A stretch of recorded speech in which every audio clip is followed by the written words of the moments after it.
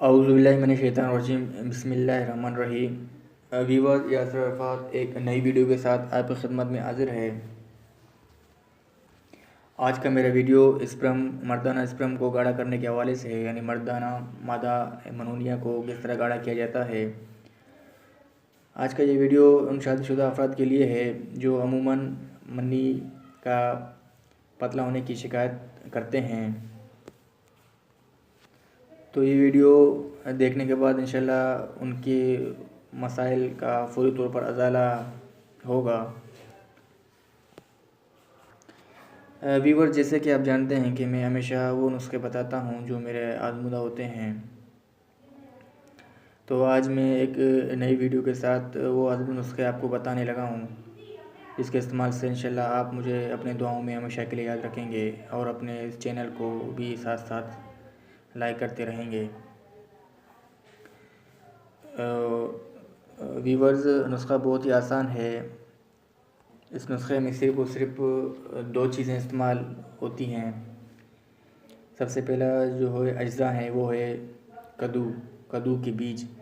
कद्दू हर घर में इस्तेमाल होती है। हर घर में मर्द औरत हो, बच्चा हो, जवान हो, वो बड़े रग़बत से खाते हैं। और हमारे नबी पाक सल्लल्लाहु अलैहि वसल्लम ने भी इन्हें जो है ना बड़े शौक़ से खाया है और इस सब्ज़ी को काफ़ी पसंद किया है। कद्दू बेशुमार बीमारियों में इस्तेमाल होती है, लेकिन आज हम इस वीडियो में ख़ुसूसन इसके बीजों को इस्तेमाल में ला रहे हैं।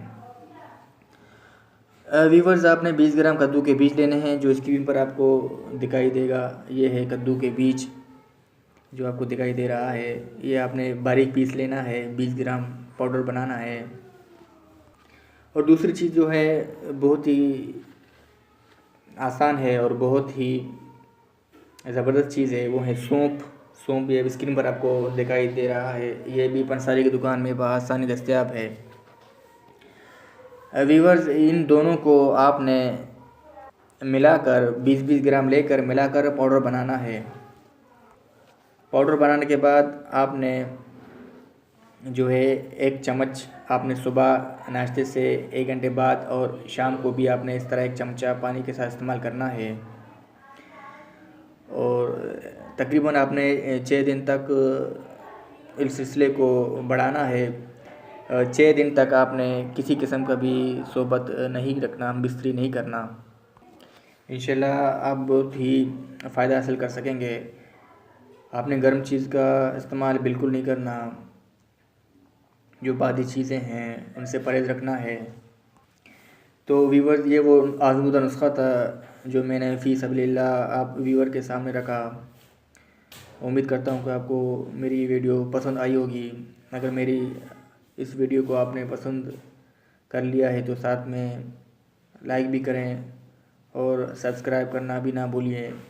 और साथ में बेल आइकॉन का जो है घंटी का बटन भी दबा दें ताकि मेरी हर नई आने वाली वीडियो आप तक पहुंचती रहे। व्यूवर्स के साथ इजाज़त चाहूँगा, हाज़िर हूँगा फिर एक नई वीडियो के साथ। तब तक के लिए खुदा हाफ़िज़, अपना ख्याल रखें। अल्लाह निगहबान।